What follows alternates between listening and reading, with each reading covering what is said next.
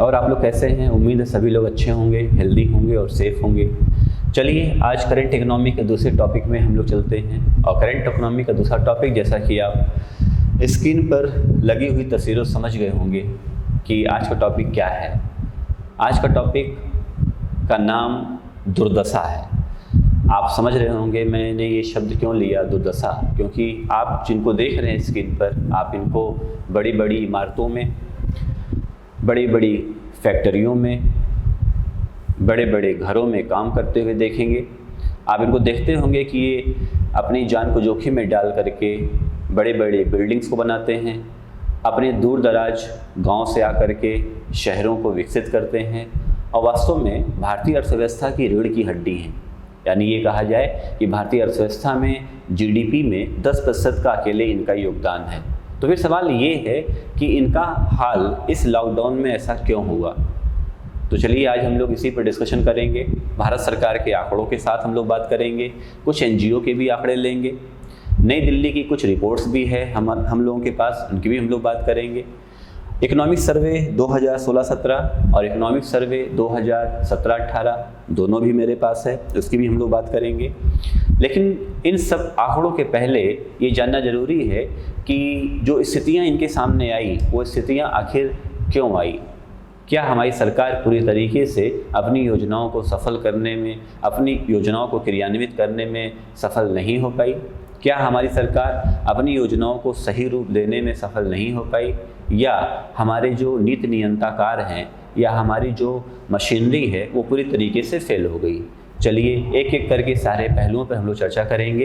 ये भी देखेंगे कि भारत से अगर शहरी क्षेत्रों से सारे मजदूर अपने क्षेत्रों में चले जाएं, यानी हम ग्रामीण भारत की बात करें, वहाँ चले जाएं, तो फिर शहरी भारत का विकास कैसे होगा। मुझे याद है वर्ष 2011 में मनमोहन सिंह ने भारत को 2 भागों में डिवाइड कर दिया था और शहरी भारत को इंडिया का नाम दिया और ग्रामीण भारत को भारत कह दिया। यानी अगर इंडिया से सारे भारत के लोग अपने क्षेत्र में चले जाएं तो क्या वास्तव में इंडिया का विकास हो पाएगा, इसकी भी चर्चा हम लोग आज की वीडियो में करेंगे। तो चलिए हम लोग शुरू करते हैं कि दुर्दशा की स्थिति के लिए आखिर जिम्मेदार फैक्टर कौन है। एक एग्जाम्पल के साथ शुरू करते हैं। जैसा कि अभी हाल ही मैंने एक मैगजीन में पढ़ा और आप लोगों ने भी न्यूज़पेपर में, टीवी चैनल्स में देखा होगा कि एक 15 बरस की लड़की अपने असमर्थ पिता को एक साइकिल पर बैठा करके 1200 किलोमीटर की यात्रा करती है और वहीं से इस महात्रासदी की चरम सीमा भी प्रतीत होती है। या आप कह सकते हैं कि महात्रासदी जिन लोगों ने अभी तक नहीं देखा था उन लोगों ने देख लिया। ऐसे बहुत सारे उदाहरण हैं जिसमें एक माँ अपने छोटे बेटे को सूटकेस पे बैठा करके हज़ारों किलोमीटर की यात्राएं करती है। अब प्रश्न ये है कि हमारी देश में इतनी बड़ी संस्थाएं हैं, क्या किसी को भी इसकी सुध लेने की ज़रूरत नहीं पड़ी? अगर हम सुप्रीम कोर्ट की बात करें, उच्चतम न्यायालय की बात करें, तो उच्चतम न्यायालय पर भी काफ़ी कुछ आरोप लगे हैं और उच्चतम न्यायालय के बारे में भी कहा गया कि उच्चतम न्यायालय भी खामोश रही या सोई रही। आखिरकार 26 मई को इस त्रासदी को देखते हुए सुप्रीम कोर्ट ने केंद्र सरकार से मजदूरों और प्रवासी कामगारों के लिए किए गए उपाय की लिस्ट मांगी और कहा कि आप मुझे 2 दिन के भीतर ये रिपोर्ट सौंपिए। और 28 मई 2020 को केंद्र सरकार ने 1 मई से 27 मई के बीच 91 लाख प्रवासी मजदूरों को अपने गंतव्य पर पहुंचाने की रिपोर्ट सौंपी और ये बताया कि 50 लाख प्रवासियों को ट्रेन के जरिए और 41 लाख प्रवासियों को सड़क माध्यम से भेजा गया है। हालांकि सुप्रीम कोर्ट ने अप्रवासी मजदूरों को गंतव्य तक पहुंचाने के लिए विस्तृत दिशा निर्देश जारी कर दिए हैं और केंद्र सरकार तथा राज्य सरकारों से इन्हें सख्ती से पालन करने के निर्देश भी दे दिए गए हैं। प्रश्न ये है कि ऐसी स्थिति क्यों पैदा हुई। इस सरकार के विपक्षी या इस सरकार के विरोधियों का मानना है कि सरकार के द्वारा 4 घंटे की शॉर्ट नोटिस गाइडलाइंस के बाद तुरंत लॉकडाउन करने का फैसला पूरी तरीके से गलत था। जहां सिंगापुर और बांग्लादेश जैसे छोटे देशों ने अपने देशों में लॉकडाउन करने से पहले 4 दिन का समय दिया, वहीं भारत ने सिर्फ 4 घंटे का समय दिया। हालांकि सरकार इन तथ्यों को सही नहीं मानती है और सरकार कहती है कि हमने विशेषज्ञों की राय पर ही लॉकडाउन को अपनाया था। विपक्षियों का कहना है कि अगर सरकार सही समय देती तो शायद इन प्रवासी मजदूरों को या इन कामगारों को अपनी आजीविका के लिए कुछ सोचने का मौका मिल जाता। जबकि सरकार का ये मानना है कि विशेषज्ञों का ये कहना है कि यदि मजदूरों को जाने दिया गया होता और वे अपने गांव की तरफ चले जाते तो गांव की जैसे कि हेल्थ इंफ्रास्ट्रक्चर पहले से ही लचर है और उससे कोविड-19 के इन्फेक्शन या कोविड-19 के संक्रमण के होने का खतरा तेज़ी से बढ़ जाता।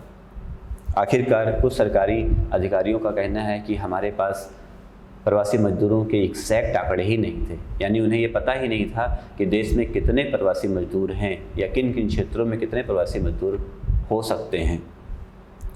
हालांकि ये बात स्वीकार कर लेना थोड़ा सा कठिन है, क्योंकि शुरुआती 3 हफ्तों के लॉकडाउन के बाद जब प्रवासी मजदूर तेज़ी से अपने घरों की तरफ जाने लगे तो इन सरकारी अधिकारियों की नींद उड़ गई और जो आज तक आज़ादी की बात कभी नहीं हुआ था वैसा दृश्य हमने देखा।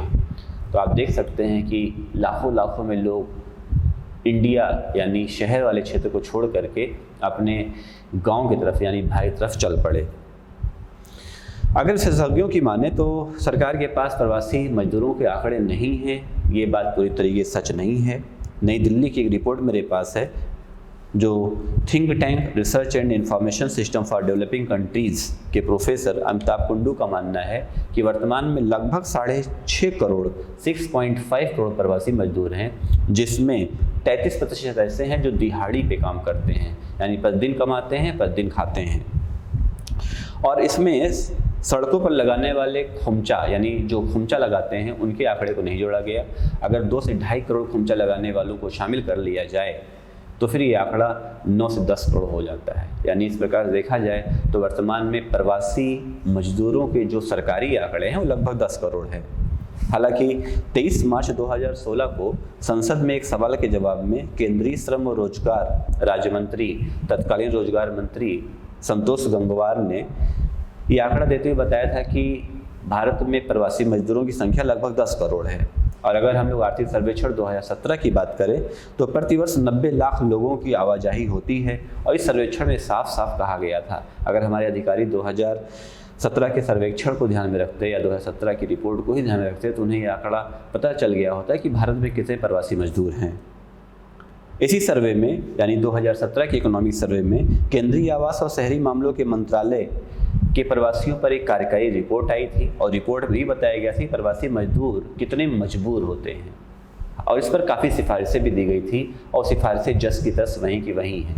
नतीजा ये हुआ कि जैसे जैसे केंद्र सरकार लॉकडाउन को बढ़ाती गई वैसे वैसे समस्याएं तेज़ी से बढ़ती गई और खासकर दिहाड़ी मजदूरों की समस्याएं ज़्यादा विकट हो गई, क्योंकि इनके रोजगार और आमदनी के स्रोत धीरे धीरे सूखते गए और धीरे धीरे ये परेशान होते गए। अब सवाल ये है कि भारत से इंडिया लोग जाते ही क्यों हैं, यानी हमारा सवाल ये है कि प्रवासी मजदूर अपने क्षेत्रों को छोड़कर क्यों आते हैं या गांव से अपने राज्य तथा दूसरे राज्य के शहरों में जाने की वजह क्या है, किन क्षेत्रों में जाते हैं, कौन सा काम करते हैं और जब ये अपने क्षेत्रों को छोड़ करके जाते हैं तो वहाँ पर इनके साथ बर्ताव कैसा होता है। इस पर भी एक रिपोर्ट है। आवास और शहरी गरीबी उन्मूलन मंत्रालय, ये भी सरकारी आंकड़ा है, जनवरी 2017 का आंकड़ा है। उनकी रिपोर्ट माइग्रेशन पर आई और माइग्रेशन पर एक वर्किंग ग्रुप की रिपोर्ट में ये कहा गया कि गांव से शहरों की ओर का जो पलायन है उसमें लोग किन किन क्षेत्रों के लिए जाते हैं, यानी कौन कौन सा काम करने के लिए जाते हैं। तो उसमें महिलाओं और पुरुषों का आंकड़ा पूरी तरीके से दिया हुआ है। अगर हम देखें तो गांव से शहरों की ओर जाने वाले लोग अपने काम के लिए जाते हैं, पढ़ाई के लिए जाते हैं, कुछ परिवार लेके जाते हैं और कुछ छोटे मोटे काम के लिए जाते हैं। तो अगर हम काम की बात करें तो काम के लिए गांव से शहर जाने वालों की जनसंख्या जो पुरुष है यानी मेल पॉपुलेशन है वो 49.7% है, जबकि फीमेल पॉपुलेशन 5.1% है। पढ़ाई के लिए 4.1% लोग शहर में जाते हैं, जबकि 2.1% महिलाएं शहरों में जाती हैं।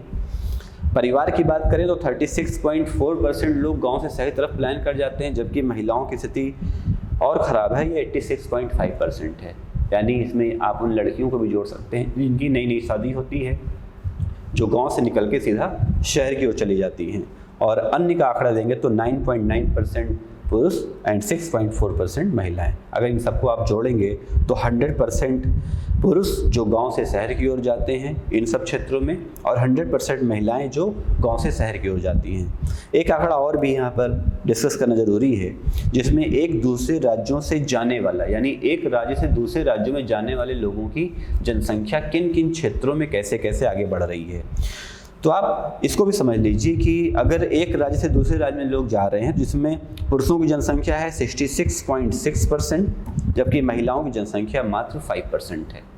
ये अपने आप में एक बड़ा डरावना आंकड़ा है कि 66.6% पुरुष एक राज्य से दूसरे राज्यों में जाते हैं, जबकि महिलाएं काफ़ी कम जाती हैं। पढ़ाई के लिए 1.6% एक राज्य से दूसरे राज्यों में मेल जाते हैं, जबकि 0.6% महिलाएं जाती हैं। परिवार की बात करें तो 21.1% पुरुष जाते हैं, जबकि 85.8% महिलाएं जाती हैं। यानी ये आंकड़ा आपको ध्यान समझना होगा।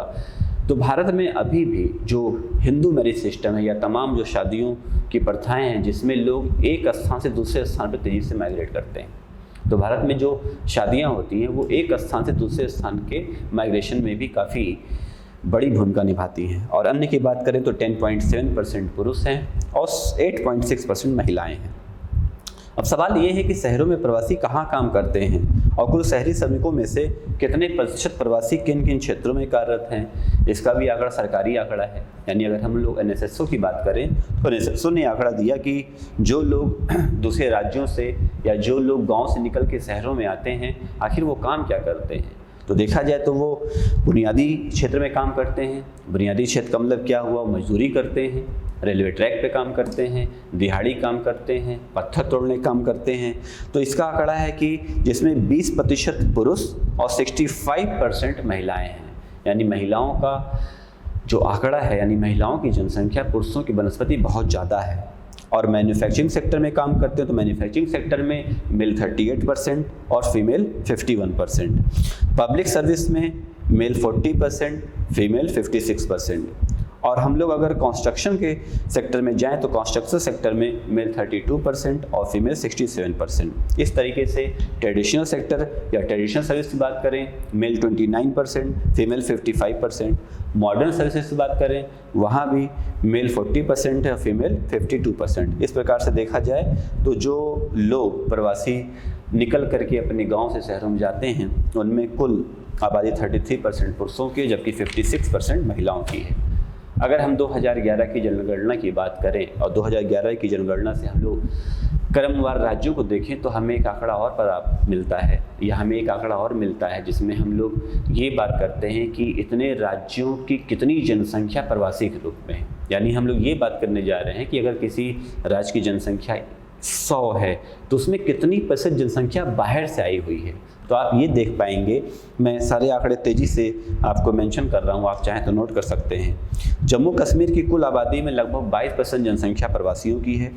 पंजाब की कुल आबादी में 50%, हरियाणा में 42%, राजस्थान में 32%, गुजरात में 45%, मध्य प्रदेश में 34%, महाराष्ट्र में 51%, गोवा में 78%, कर्नाटक में 43%, केरला में 53%, हिमाचल प्रदेश में 39%, उत्तराखंड में 43%, उत्तर प्रदेश में 28%, ओडिशा में 37%, छत्तीसगढ़ में 35%, आंध्र प्रदेश में 45%, तमिलनाडु में 43%, सिक्किम की बात करें तो यहाँ पर 40% लोग हैं, यानी सिक्किम की कुल जनसंख्या का 40% से प्रवासियों से भरा पड़ा है। अरुणाचल प्रदेश की बात करें तो 46%, असम में 34%, नागालैंड में 28%, मणिपुर की कुल जनसंख्या का 24% प्रवासियों का है, मिजोरम में 35%, त्रिपुरा का 35%, मेघालय में 26%, वेस्ट बंगाल में 37%, बिहार में 26%, झारखंड में 29% और दिल्ली जो भारत की राजधानी है वहाँ पर 43% की आबादी प्रवासियों की। तो यहाँ से एक बात आप समझ सकते हैं, जिन राज्यों में प्रवासियों की जनसंख्या कम है यानी वहाँ पर लोग काम करना नहीं जाना चाहते, यानी उनको पता है कि उत्तर प्रदेश में आप देख रहे हैं उत्तर प्रदेश और बिहार में जैसे कि प्रवासियों की जनसंख्या कम है, यानी उत्तर प्रदेश और बिहार में दूसरे राज्यों से लोग कम आते हैं। इसका मतलब ये है उत्तर प्रदेश और बिहार जैसे राज्यों में लोगों के पास काम करने की सहूलियतें कम है। अगर हम गोवा, महाराष्ट्र, केरल और पंजाब की बात कर लें तो गोवा, महाराष्ट्र, केरल और पंजाब में लगभग आधी जनसंख्या प्रवासियों की है, यानी 50% की जनसंख्या प्रवासियों की है। जबकि हम और 9 राज्यों को देखें तो 9 राज्यों में लगभग 40% प्लस की जनसंख्या प्रवासियों की है। ये एक डरावना आंकड़ा है, यानी इसको समझना होगा कि जो जनसंख्या माइग्रेट कर रही है वो लगातार तेज़ी से बढ़ रही है। आंध्र प्रदेश के आंकड़े में हमने तेलंगाना को शामिल किया है, यानी 2011 की जनगणना में तो तेलंगाना बना नहीं था, इसलिए आंध्र प्रदेश वाले प्रवासी वाले आंकड़े में तेलंगाना शामिल है। चलिए, तो सवाल यह भी है कि जब इतने लोग प्रवासी हो गए हैं या इतने लोग प्रवासी हो गए तो फिर वो लौट करके क्यों आ रहे हैं, या क्या समस्या है? क्या इन राज्यों ने इन्हें अपनाया नहीं? क्या वहाँ की संरचना इनसे मैच नहीं करती है? और एक बार फिर हम लोग research and information system for developing countries report की बात करेंगे, जो बताता है कि आखिर जो प्रवासी थे वो लौटे क्यों। तो लौटने के कुछ कारणों को आप मोटा मोटा समझ लीजिए कि ये रिपोर्ट ये बताती है कि चूँकि जैसे जैसे लॉकडाउन बढ़ता गया इनकी आमदनी के स्रोत सूखते गए।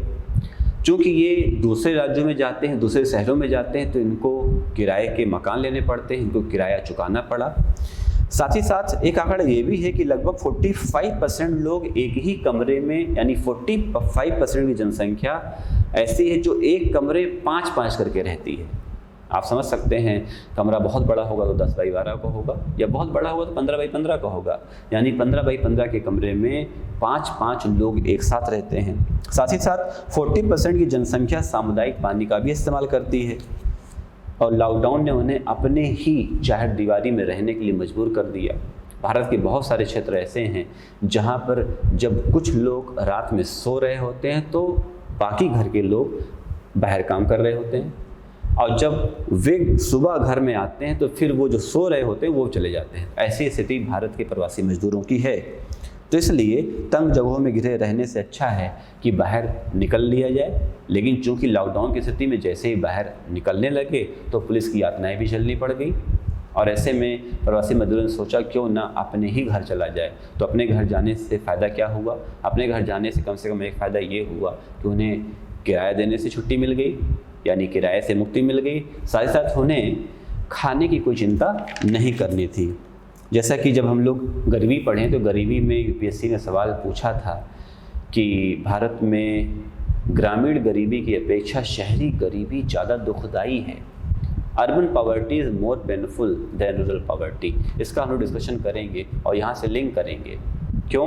क्योंकि अभी भी ग्रामीण क्षेत्रों में एक सामूहिक संकल्पना है, खाने पीने की समस्याएं नहीं हैं, जबकि शहरी क्षेत्रों में आपको किसी को भी पहचानने में काफ़ी वक्त लगता है। चलिए, तो ये बात समझ में आ गई।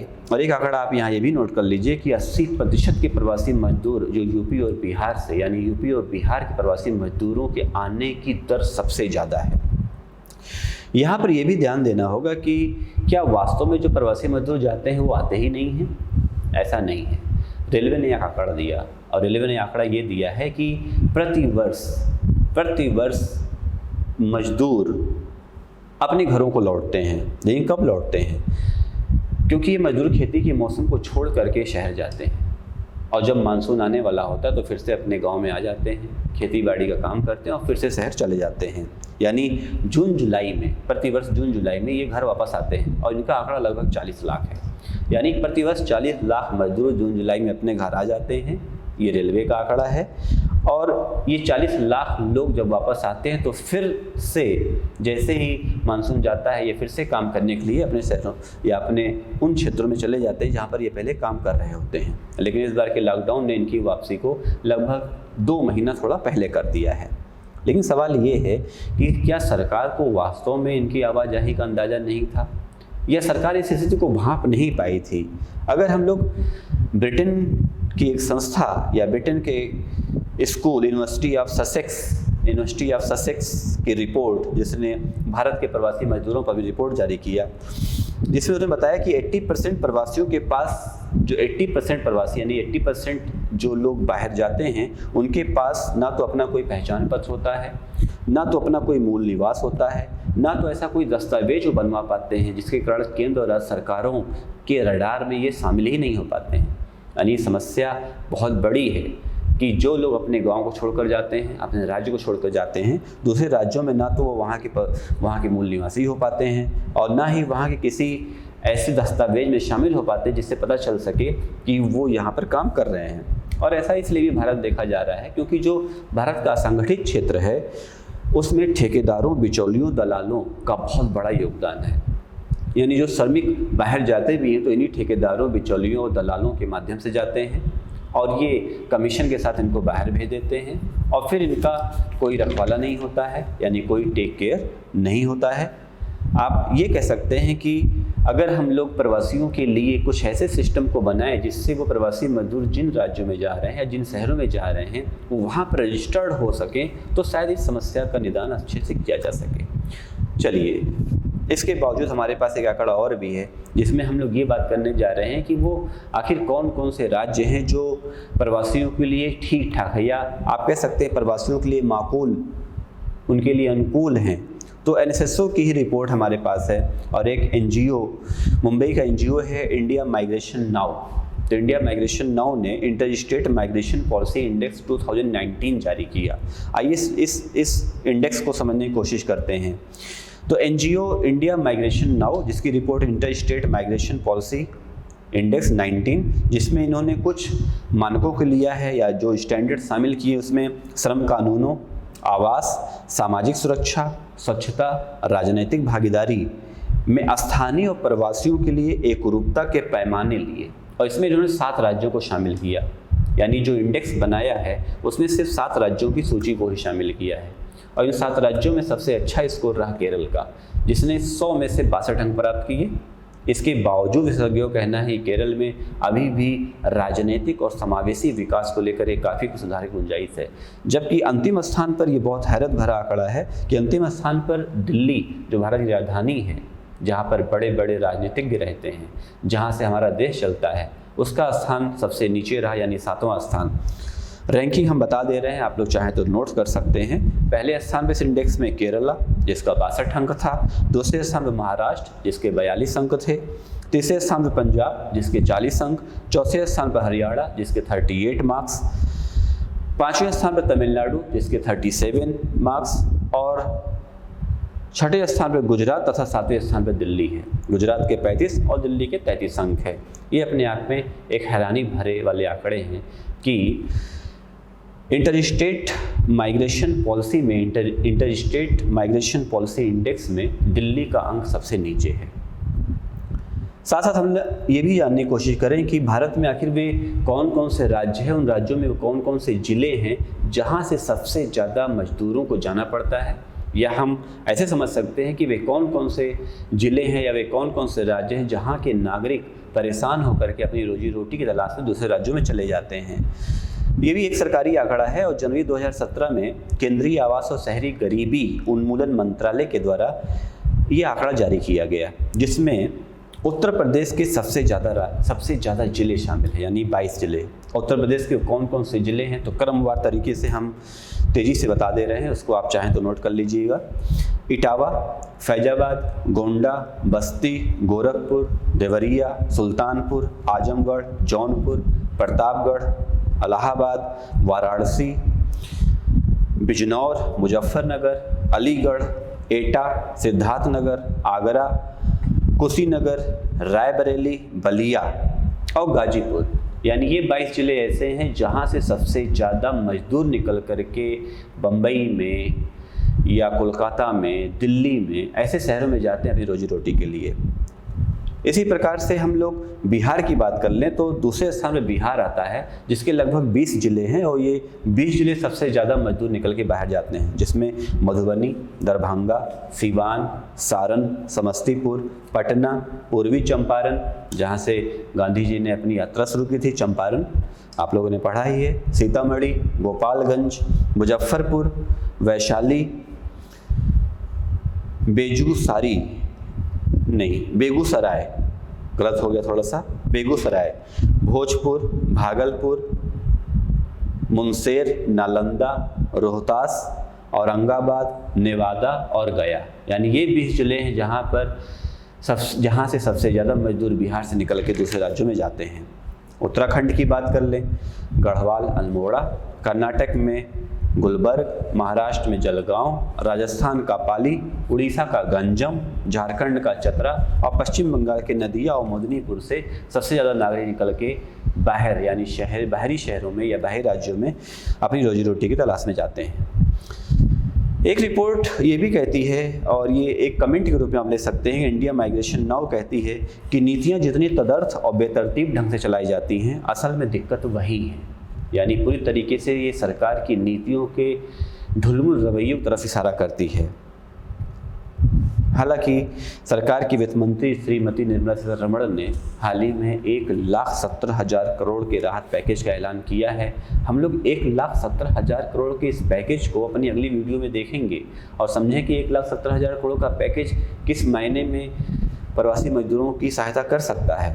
चलिए, और हम लोग एक आंकड़ा ये भी लेते हैं कि सरकार ने इसमें राशन कार्ड धारकों को 3 माह के लिए मुफ्त अनाज और प्रधानमंत्री जन धन योजना खाता धारक महिलाओं को 3 माह के लिए 500 रुपये का डीबीटी। इस बात को ध्यान रखिए कि प्रधानमंत्री जन धन योजना खाता में पुरुषों के अकाउंट में पैसे नहीं जाएंगे। जिन महिलाओं के पास खाता है प्रधानमंत्री जन धन योजना का, उनके पास 500 रुपये जाएंगे और ये 3 महीने तक जाएंगे। इस प्रकार से आप देखेंगे तो एक महिला के अकाउंट में 1,500 रुपये जाएंगे। तो क्या इससे संकट टल गया? जाहिर सी बात है, संकट टला नहीं है। इसके और भी उपाय सरकार ने किए। तो केंद्र सरकार ने प्रवासी मजदूरों को खाना और आश्रय देने के लिए NDRF यानी राष्ट्रीय आपदा प्रबंधन कोष और प्रबंधन कोष के तहत सभी राज्यों को ये अधिकार दे दिया है कि अपने तरीके से आवंटन कर सकें। यानी 3 अप्रैल तक NDRF के 11,092 करोड़ रुपए जारी कर दिए गए। 3 अप्रैल तक NDRF के 11,092 करोड़ रुपए जारी कर दिए गए, और जिसमें से जो दिहाड़ी मजदूर थे तो क्या उनको राशन मिल सका?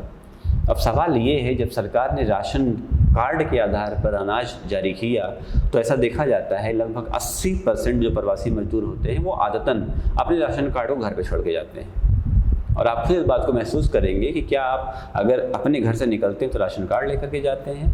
बिल्कुल नहीं। और अभी भारत में 1 नेशन 1 राशन कार्ड की योजना लागू भी नहीं हो पाई है, इस महामारी तक तो नहीं। हालांकि सरकार ने कहा कि 1 नेशन 1 राशन कार्ड को हर जगह लागू कर दिया जाए और प्रवासी मजदूर जिस राज्य के जहाँ पर है वहाँ राशन दिया जाए, लेकिन ये करते करते सरकार को काफ़ी देर भी हो गई। तो इस बात को समझना होगा कि राशन कार्ड पर राशन तो मिला, लेकिन वास्तव में तब तक बहुत देर हो चुकी थी। प्रवासी मजदूर और अपने घर की तरफ चल चुके थे। IIM अहमदाबाद, एक प्रबंधन संस्थान अहमदाबाद में है, काफ़ी रेपुटेटेड संस्थान है, उसकी रिपोर्ट आती है और वो कहती है कि आमदनी में सहायता के बगैर 3 महीने के लिए जो खाद्यान्न देने का विचार आया सरकार का, वो पूरी तरीके से गलत है। और साथ ही साथ प्रवासी मजदूर चूँकि उतने अवेयर नहीं होते हैं, उनके जागरूक नहीं होते हैं, उतने शिक्षित नहीं होते हैं, तो जागरूकता का अभाव भी एक अड़चन बन गया। और सर्वे ये कहती है कि 62% मजदूरों को तो सरकार की राहत मिल ही नहीं पाई और 37% को तो पता ही नहीं था कि राहत मिलेगी कैसे। चलिए, जो हुआ सो हुआ, यानी जो समस्याएं थीं वो तो खैर अपने विकट रूप में चलती ही गईं, लेकिन अब जो सवाल आगे आने वाला है वो सबसे ज़्यादा संजीदा है। और संजीदा सवाल इसलिए है कि जो प्रवासी अब लौट करके अपने अपने क्षेत्रों में आ गए हैं, क्या इससे इकोनॉमी डावाडोल हो जाएगी? निश्चित रूप से। तो ये प्रवासी अब दोबारा लौट करके कैसे जाएंगे? यानी जो अपने गांव चले गए हैं, अपने होम टाउन चले गए, अपने विलेज चले गए हैं, अपने राज्य में चले गए हैं और इतनी परेशानियों को, इतनी निराशा के साथ गए हैं, जो अब प्रवासी मजदूर बाहर से निकल के फिर से अपने क्षेत्र में जा चुके हैं, इतने कष्ट, इतनी पीड़ा, चाहे वो मानसिक हो या शारीरिक पीड़ा को झेलते हुए अपने अपने घर गए, क्या वे लोग दोबारा उन क्षेत्रों में काम करने के लिए जाएंगे? बहुत बड़ा प्रश्न है। जबकि अब सरकार ने लॉकडाउन की पाबंदियों को ढील कर दिया है, यानी काफ़ी ढीला कर दिया है। लॉकडाउन 5 का नाम अनलॉक 1 कर दिया है। तो क्या दोबारा से वे वहीं पर लौटेंगे? क्या अर्थव्यवस्था दोबारा पटरी पर आ पाएगी? इसकी बात करें तो अभी तो थोड़ा सा मुश्किल लगता है, क्योंकि जो लोग निराश हो चुके हैं, हताश हो चुके हैं, या जिन लोगों को लगा कि वे उन राज्यों में सुरक्षित नहीं हैं, शायद उन्हें अभी इस निराशा से उबरने में समय लगेगा। अब सवाल ये है कि अब जो सीजन आ रहा है, यानी अब जो सीजन है वो खरीफ का सीजन है, और खरीफ के सीजन का मतलब होता है भारत में धान की खेती, और धान की खेती में लगते हैं ढेर सारे मजदूर। तो पंजाब जैसे राज्यों में जो मजदूरों की कमी होगी, क्या उन मजदूरों की कमी से हमारा उत्पादन प्रभावित होगा? निश्चित रूप से उत्पादन प्रभावित होगा। और अब देखना होगा कि क्या सरकार जो अभी प्रवासी लौट रहे हैं उनसे दोबारा कहेगी कि आप फिर से वहीं चले जाइए, या प्रवासी जो अभी पूरी तरीके से लौट नहीं पाए हैं या लौटने की मंशा बना चुके हैं या लौटना चाहते हैं, क्या वो वहाँ पर स्टे कर पाएंगे? ये सब भविष्य की बात है, और ये क्या उनकी दुर्दशा को कुछ कम कर पाएगा, ये भी हम लोग आगे देखेंगे। लेकिन मेरा अपना मानना है कि चूंकि अब जो प्रवासी लौट चुके हैं वो मानसून के बाद ही अपने अपने क्षेत्रों में जाएंगे, अगर वो जाना चाहते हैं तो। जैसा कि बहुत सारे विशेषज्ञों का मानना है कि प्रवासी अब नाराज और निराश हैं, उन्होंने जो पीड़ा मानसिक रूप से सही है वो शायद उस पीड़ा के बाद से अभी वो तेज़ी से अपनी उस गंतव्य की तरफ नहीं जाएंगे जहां वो रोजी रोटी कमा रहे थे। हाँ, ये बात अवश्य है कि एक बार फिर से आर्थिक व्यवस्था उनको मजबूर करेगी कि फिर से वो उन्हीं क्षेत्रों में जाएं। अगर हम लोग केरल के एक NGO centre for migration and inclusive development के रिपोर्ट की बात करें तो उसका ये मानना है कि लॉकडाउन के बाद ग्रामीण अर्थव्यवस्था का संकट कई गुना बढ़ जाएगा, और शहरी क्षेत्रों की ओर, यानी जैसे ही लॉकडाउन और रिलीज़ होता है तो शहरी क्षेत्रों की ओर प्रवासियों की संख्या तेज़ी से बढ़ जाएगी। यानी प्रवासियों के लिए गांव जाना बहुत सुखद स्थिति नहीं है, यानी ग्रामीण अर्थव्यवस्था भी इस स्थिति में नहीं है कि बहुत लंबे समय तक उन प्रवासियों को भोजन करा सकेगी, बहुत लंबे समय तक उनकी अर्थव्यवस्था चल सकेगी। प्रवासियों के पैतृक घरों में रहने वाले परिजन इन्हीं के भेजे गए पैसों पर ही तो आगे चलते हैं। कहने मतलब ये है कि जो प्रवासी बाहर रहते हैं, यानी जो प्रवासी अपने गांव घर को छोड़ के बाहर जा रहे होते हैं, तो उन्हीं के भेजे गए पैसे पर ही तो उनका घर चल रहा होता है। अब ऐसे में वो भी अपने घर आ गए हैं, तो अब ये समस्या और विकट हो जाएगी। और अगर हम लोग इकोनॉमिक सर्वे 2016-17 की रिपोर्ट को देखें तो इकोनॉमिक सर्वे 2016-17 कहता है कि ग्रामीण अर्थव्यवस्था में, गाँव की अर्थव्यवस्था में इतनी क्षमता नहीं है कि वह जनसंख्या के 1/4 भाग का भी भरण पोषण कर सके। यानी जितने भी प्रवासी मजदूर लौट रहे हैं उनका 1/4 भाग समस्या से ग्रस्त ही रहेगा, यानी 1/4 भाग को भी भोजन सही से नहीं मिल पाएगा। चलिए हम लोग प्रवासी मजदूरों की अर्थव्यवस्था पर एक नज़र डालते हैं, और यहाँ भी हम लोग आर्थिक सर्वेक्षण 2016-17 की बात करते हैं। तो इकोनॉमिक सर्वे 2016-17 में एक आंकड़ा ये भी आया कि प्रवासी मजदूर प्रत्येक वर्ष लगभग 1.5 लाख करोड़ रुपए अपने घर भेजते हैं, यानी 1,50,000 करोड़ रुपए अपने घर भेजते हैं, और 60% ऐसे हैं जो एक राज्य से दूसरे राज्य, यानी एक राज्य से दूसरे राज्य की अर्थव्यवस्था भी इन्हीं पर टिकी हुई है। तो कुल रकम की बात करें तो कुल रकम में 80% रकम शहरों से गाँव की तरफ चली जाती है, और खपत पर होने वाले खर्च का 30% ये प्रवासी मजदूर ही करते हैं। यानी प्रवासी मजदूर अपनी कमाई पर निर्भर रहता है, यानी जितना वो कमाता है उतना 30% वो वहाँ पर खर्च करता है, बाकी वो घर भेज देता है। इस प्रकार से आप देखते हैं कि अगर ये ग्रामीण में जाने वाले प्रवासी मजदूर दोबारा से अपने शहरी क्षेत्रों में नहीं आएंगे तो इससे ग्रामीण अर्थव्यवस्था की स्थिति भी काफ़ी खराब हो जाएगी, यानी स्थिति काफ़ी खराब हो जाएगी। और वर्तमान में देखा जाए तो जो प्रवासी मजदूर अपने अपने गांव में लौट रहे हैं वहां पर एक योजना तेजी से काम कर रही है, वो है मनरेगा। महात्मा गांधी राष्ट्रीय ग्रामीण रोजगार गारंटी अधिनियम, अब पूरा गांव इसी पर निर्भर है। हालांकि केंद्र सरकार ने 2020-21 में इसके बजट को 10,000 करोड़ कम कर दिया, यानी 2019-20 के बजट में जहां 71,000 करोड़ रुपए मनरेगा पर आवंटित किए गए थे, वहीं लगभग 61,000 करोड़ रुपए, लगभग 61,500 करोड़ रुपए इस बजट में आवंटित किए गए। हालांकि सरकार ने 40,000 करोड़ रुपए का प्रावधान और किया है। इस प्रकार देखा जाए तो वर्तमान में अब मनरेगा का total amount, allocated amount 1 lakh crore रुपए हो गया है। और राज्यों ने तेजी से अब लौटे हुए मजदूरों का जॉब कार्ड बनाना भी शुरू कर दिया है, यानी जिनके पास अब जॉब कार्ड नहीं है तो तेज़ी से जॉब कार्ड बना रहे हैं। चलिए, ये बहुत अच्छी पहल है, लेकिन सवाल ये है कि कितने लोगों को आप मनरेगा में कार्य देंगे। जो आंकड़े हैं, अगर लगभग 10 से 12 करोड़ मजदूर पहुंच गए अपने अपने क्षेत्रों में, तो आप कितने को मनरेगा से कार्य दे सकेंगे? ये भी बहुत बड़ा प्रश्न है। यानी प्रवासी मजदूरों की दुर्दशा अभी ख़त्म होने का नाम नहीं ले रही है। चलिए, कुछ भी हुआ हो, लेकिन कोविड-19 ने केंद्र और राज्य सरकारों की प्रवासियों के प्रति उपेक्षा को तो उजागर कर ही दिया। हालांकि यह बात भी सच है कि जैसे ही चुनाव आएगा, वैसे ही बड़े बड़े राजनेता अपने अपने भावनात्मक व्याख्यान को लेकर के फिर से इनको लुभाएंगे। लेकिन एक बात ये भी है कि राजनीतिक आख्यान तो शुरू किए जाएंगे, लेकिन प्रवासी शायद ही कभी किसी सरकारी नीति के दायरे में रहे हों। विशेषज्ञों का मानना भी है कि प्रवासी कभी राजनीति के केंद्र में नहीं रहते। उसके पीछे कारण भी है कि प्रवासियों के पास लगभग कोई राजनीतिक आवाज़ तो होती नहीं। यानी जो प्रवासी हैं उनके पास कोई पॉलिटिकल वॉइस तो है नहीं, क्योंकि वो जहाँ रहते हैं वहाँ उनको वोट करने की अनुमति होती नहीं है, और आमतौर पर चुनाव के दौरान वे अपने राज्यों में होते नहीं हैं, इसलिए उनकी बात कोई सुनता नहीं है। और जो हमारी कल्याण प्रणाली है वो मुख्य रूप से गरीब, ग्रामीण और स्थिर घरों के लिए डिजाइन की गई है, जबकि पिछले 20 वर्षों में शहरी गरीबों से प्रवासी श्रमिकों की संख्या में ज़बरदस्त विस्फोट की स्थिति बनी हुई है।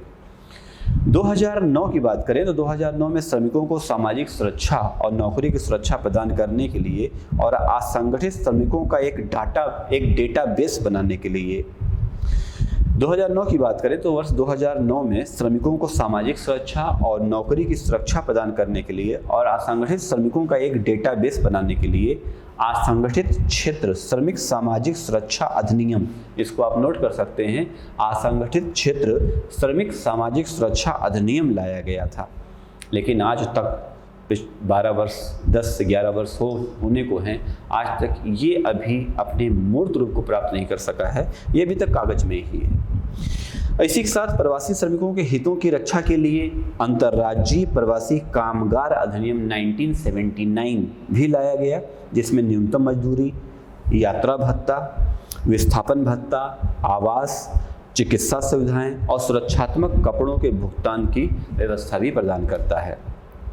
मौजूदा संकट से पता चलता है कि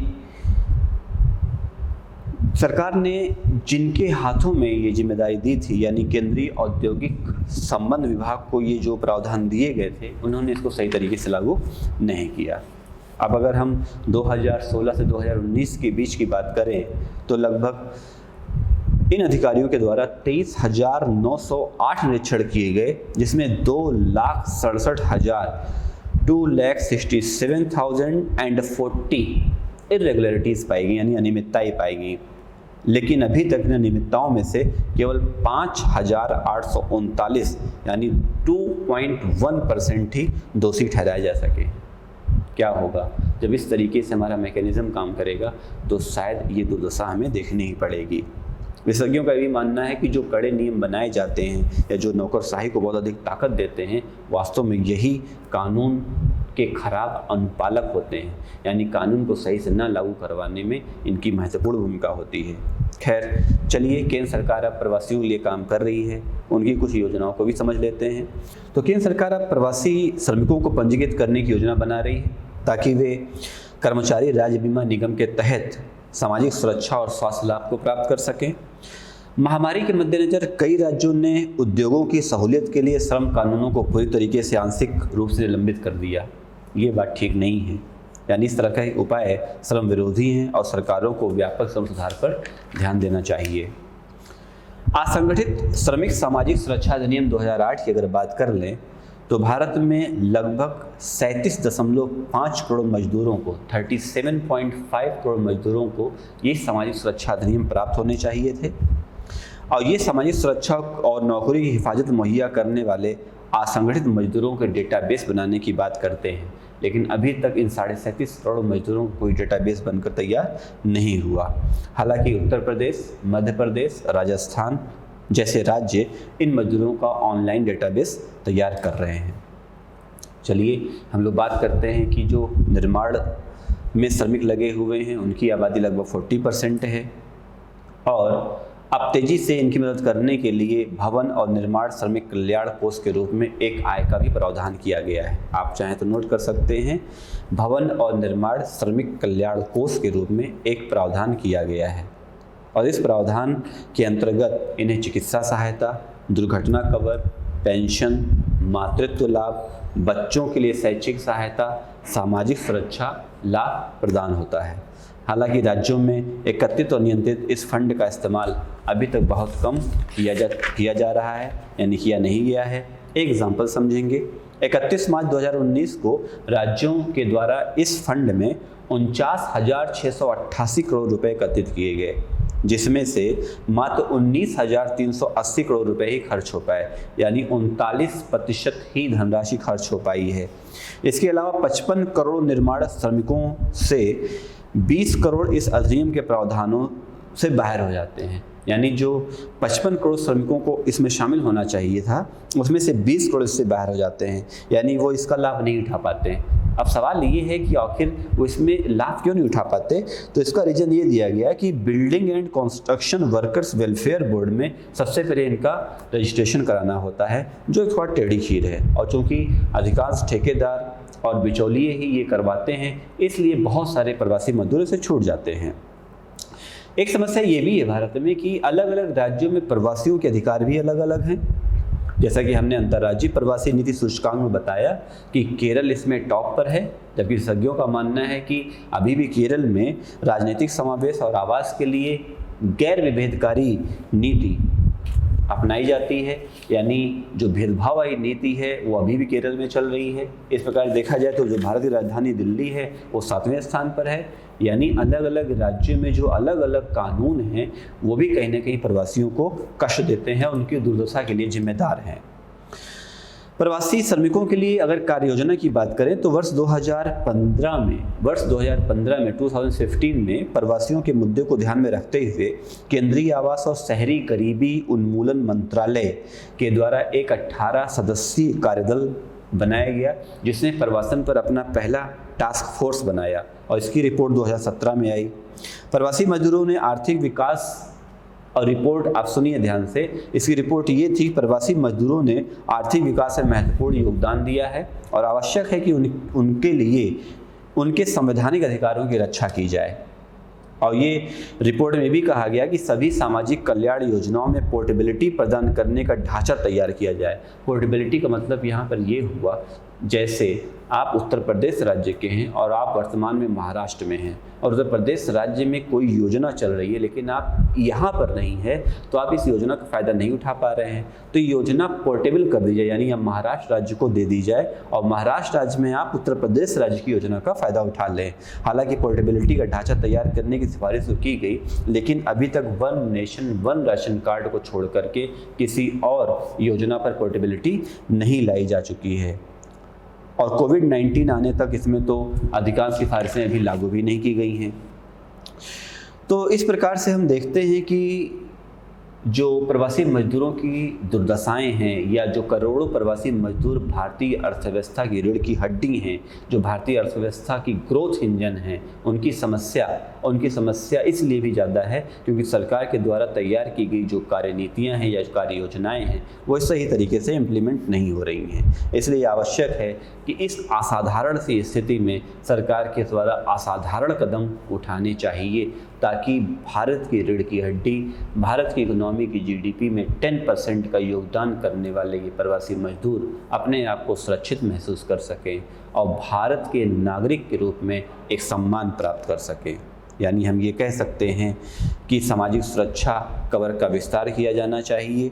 इनके लिए अलग अलग राज्यों में वो सुरक्षा उपलब्ध करानी जानी चाहिए और राज्यों से लौटते समय इनको ये नहीं लगना चाहिए कि ये किसी दूसरे देश से अपने देश में आ रहे हैं। यानी हम ये कह सकते हैं कि कोविड-19 की महामारी जब आई तो पता चल गया कि अदृश्य सी श्रम शक्ति की क्या अहमियत है और अर्थव्यवस्था की गाड़ी को सर पर चलाए रखने वाले मजदूरों, कामगारों की देश ने कितनी उपेक्षा की है। वास्तव में इन प्रवासी मजदूरों की दुर्दशा एक राष्ट्रीय शर्म है। चलिए, मुझे उम्मीद है कि इस वीडियो से आप लोगों को काफ़ी कुछ पता चल गया होगा, काफ़ी आंकड़े आपको मिल गए होंगे काफ़ी फैक्ट आपको पता चल गया होगा, तो अब आप एस्से में इन आंकड़ों का प्रयोग कर सकते हैं। यूपीएससी के निबंध में आप यूपीएससी मेंस में आलोचनात्मक विश्लेषण करते समय भारत सरकार की कार्य योजना से लिंक करके, भारत सरकार के प्रोग्राम से लिंक करके, एनजीओ के आंकड़े, इकोनॉमिक सर्वे, इन सबको इंटीग्रेट करके अपने आंसर राइटिंग को काफ़ी बेहतर बना सकते हैं। उम्मीद है आपको भारत के प्रवासी मजदूरों की दुर्दशा अच्छी तरीके से समझ में आ गया होगा। अब कोशिश ये करनी होगी इनकी और दुश्वारियाँ ना हो। तब तक के लिए सुरक्षित रहिए, खुश रहिए। Thank you very much.